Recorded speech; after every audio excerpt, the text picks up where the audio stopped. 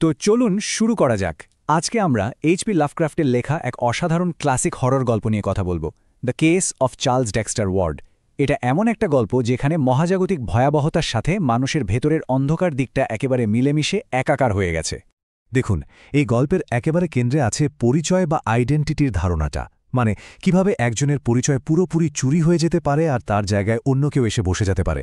এই আর্টওয়ার্কটা দেখলেই কিন্তু গল্পের সেই রহস্যময় আর গা ছমছমে ভাবটা বেশ বোঝা যায়। আর এই পুরো গল্পটা আমাদের একটা খুব বড় প্রশ্নের সামনে দাঁড় করিয়ে দেয়। একজন সাধারণ ভালো মানুষ ঠিক কিভাবে একটা দানবে পরিণত হতে পারে? এর পেছনে কি শুধুই কৌতূহল, নাকি জ্ঞান, অথবা অতীতের কোনো অন্ধকার ছায়া? চলুন এই বিষয়টাই আমরা খুঁজে দেখব। গল্পের শুরুটাই কিন্তু বেশ অদ্ভুত। শুরুতেই এমন এক রহস্য যা আমাদের একটা জটিল তদন্তের মধ্যে টেনে নিয়ে যায়। একবার ভাবুন তো, একটা ঘর যেটা বাইরে থেকে একেবারে তালাবন্ধ, জানালায় লোহার গার্দ দেওয়া, সেখান থেকে একজন রোগী হুট করে উধাও হয়ে গেল, একেবারে হাওয়ায় মিলিয়ে যাওয়ার মতো। এই অবিশ্বাস্য ঘটনাটা দিয়েই গল্পটা শুরু হয় আর আমাদের এক গভীর রহস্যের জালে জড়িয়ে ফেলে। তো এই রহস্যের গভীরে যাওয়ার আগে চলুন একটু অতীতে ফিরে যাই। মানে চার্লস ওয়ার্ডের এই ভয়ঙ্কর অবস্থা হওয়ার আগে সে ঠিক কেমন ছিল? গল্পের শুরুতে আমরা যে চার্লসকে দেখি, সে ছিল খুবই মেধাবী আর নিরীহ এক যুবক। ইতিহাস, বিশেষ করে তার নিজের পরিবারের অতীত নিয়ে তার অসাধারণ আগ্রহ ছিল। কিন্তু কে জানত যে তার এই সাধারণ শখই একদিন তার জীবনের সবচেয়ে বড় দুঃস্বপ্নের কারণ হয়ে দাঁড়াবে। ওয়ার্ডের এই পুরো আগ্রহের কেন্দ্রবিন্দুতে ছিল তার এক পূর্বপুরুষ, জোসেফ কারওয়েন। আর এই কারওয়েন কিন্তু কোনো সাধারণ লোক ছিল না। তার নামে ভয়ঙ্কর সব গুজব শোনা যেত। সে নাকি কালো জাদু করত, মৃত মানুষকে বাঁচিয়ে তোলার চেষ্টা করত, আর সে ছিল সালেমের সেই কুখ্যাত ডাইনি বিচার থেকে পালিয়ে আসা এক রহস্যময় লোক। আর এই আসক্তির কারণে ওয়ার্ডের মধ্যে একটা নাটকীয় পরিবর্তন আসে। মানে একদিকে সে ছিল একজন সাধারণ ইতিহাসপ্রেমী ছাত্র, কিন্তু অন্যদিকে কারওয়েনের প্রতি তার এই অবসেশন তাকে ভয়ঙ্কর সব গোপন পরীক্ষার দিকে ঠেলে দেয়। এমনকি তার গলার স্বর, কথা বলার ভঙ্গি, সবকিছু এমনভাবে বদলে যেতে থাকে যেন সে এই যুগের মানুষই নয়। তো এই পরিবর্তনটা ঠিক কতটা গভীরে গিয়েছিল?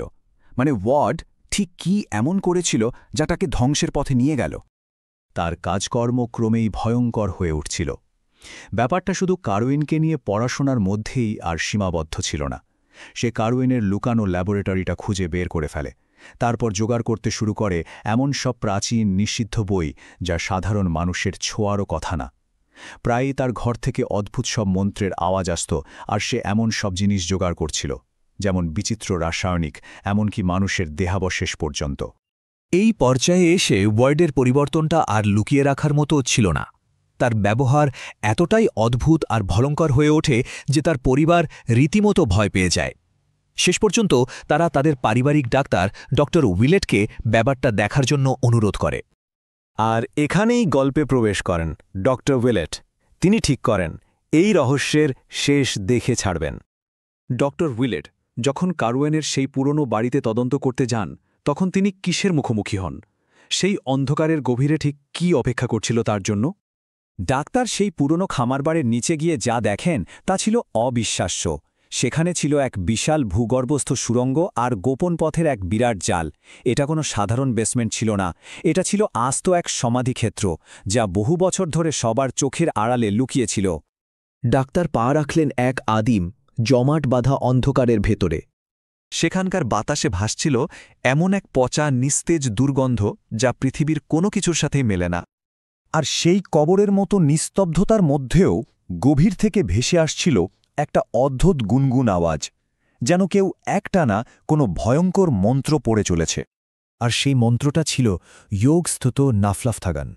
লাভক্রাফটের দুনিয়ায় এটা আসলে এক ভয়ঙ্কর শক্তিশালী সত্তাকে ডাকার মন্ত্র, এমন এক শক্তিকে জাগানোর চেষ্টা যা মানুষের কল্পনা আর জ্ঞানের অনেক বাইরে। কিন্তু আসল ভয়াবহতা তখনও অপেক্ষা করছিল। ডাক্তার সেখানে আবিষ্কার করেন বিশাল বিশাল সব গর্ত, আর তার ভেতরে কিলবিল করছে অবর্ণনীয় বিকৃত চেহারার সব জীব।